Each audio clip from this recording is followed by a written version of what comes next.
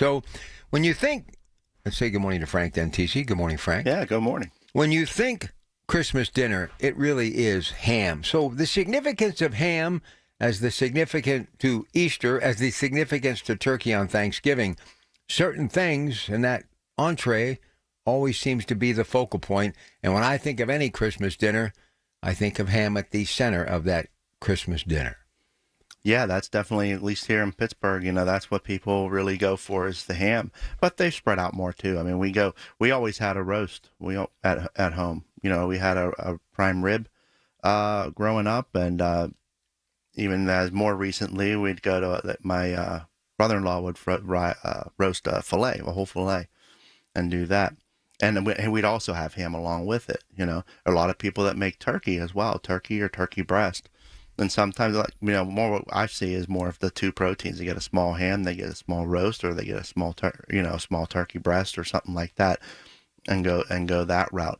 But the thing with Christmas is people make it special. Thanksgiving has traditional meals, what you're going to prepare, and Christmas comes into something special, something that's specifically for that holiday, something that you do a little bit different. You lead up a lot going into the holiday, making a lot of desserts, making a lot of cookies.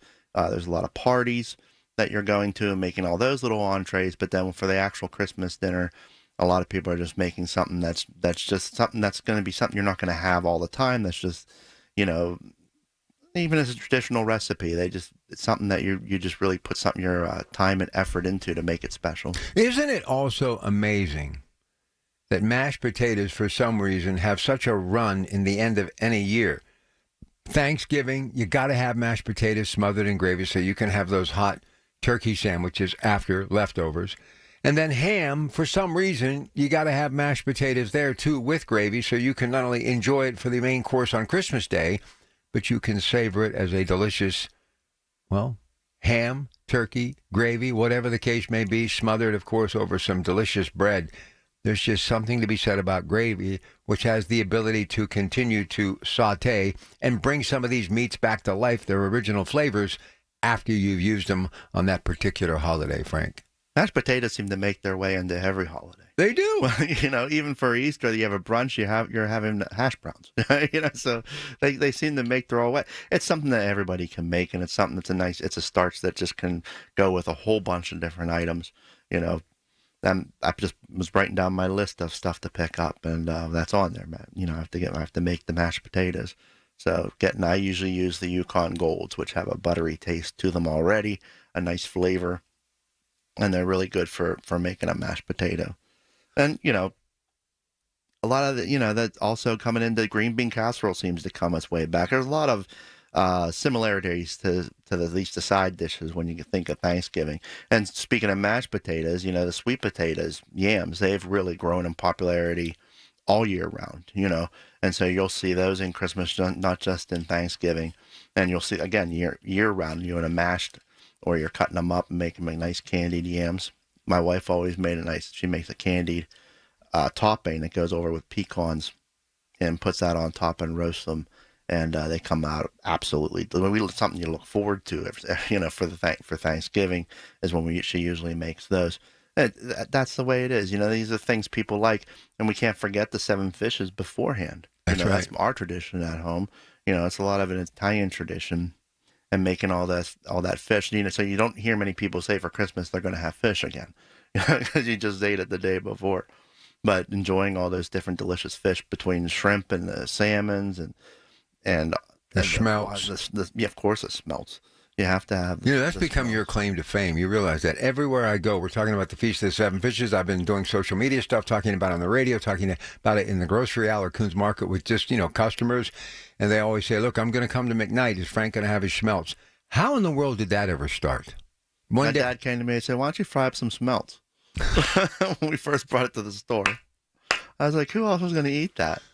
People love them. They love them. All right. We're going to take a break here in a moment. But before we do, it's all about your favorite Christmas dinner traditions, recipes. You can throw in the Feast of the 7 Fishes. We'll kind of do a little studio warm-up for the big show that's happening on Tuesday. Frank will be co-hosting quite a bit. Our CEO, Jody Zima, is going to drop by at 7 a.m. as she heads into the office because it never stops. And Frank's going to be working alongside me at McKnight Road. And we are stocked with everything you need, all the seafood, all of the entrees, all of the desserts, everything, including the incredible cafes, over 600 varieties of your favorite beers, microbrews, craft beers, great wine selection as well. And the feast will begin that broadcast 5:30 in the morning, and then right after the news at 9, everyone starts to roll in, and we're going to take your phone calls too. But before we get to these calls on the other side of the break, when somebody is ordering a ham, we talk about, cooking per pound when it comes to turkey and how many people are going to be there, portion size, and we've actually broke it down to how many ounces each person should get. When it comes to a ham, spiral ham, half ham, full ham, boneless ham, what's the best way to be able to have an idea of how big the ham is that you're going to need, and to make sure that everybody goes away with not one helping, but possibly two, and maybe a little for leftovers? Frank? Yeah, I usually figure, quarter pound per person to half pound per person, depending on how many, if you're having mostly adults, something like that. That's how I kind of figure it. And going by history, when you're buying a spiral ham, also remember that, the shank at the end, a lot of it's not going to be used as full slices. I usually take that off, and that's used for cooking later. I'll make another recipe with that later, because you really can't get the slices, just get these weird chunks. And the same with the whole hams, any of that. So there's some of that that's going to be used in something different, not for the actual carving. Well, I mean, if you're getting a turkey, you already just did Thanksgiving, you kind of know how much to get. And you always want to get leftovers too. People want to go home with something. You enjoyed that wonderful meal. You want to enjoy that wonderful meal again, at a different time. So you want to pack up some, a little bit of this, a little bit of sides, especially if you have a lot of older relatives that are coming over. They don't get to cook a whole lot anymore. There's just one or two of them at home.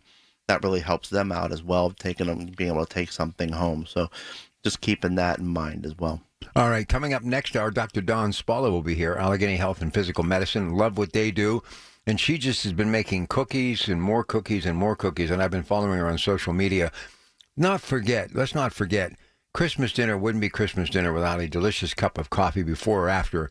And you got to have some cookies, Christmas cookies on the side. And look, our bakeries are incredible, and we're making batch after batch after batch. So if you're heading into Kuhn's Market today, you may want to pick up some cookies in the bakery.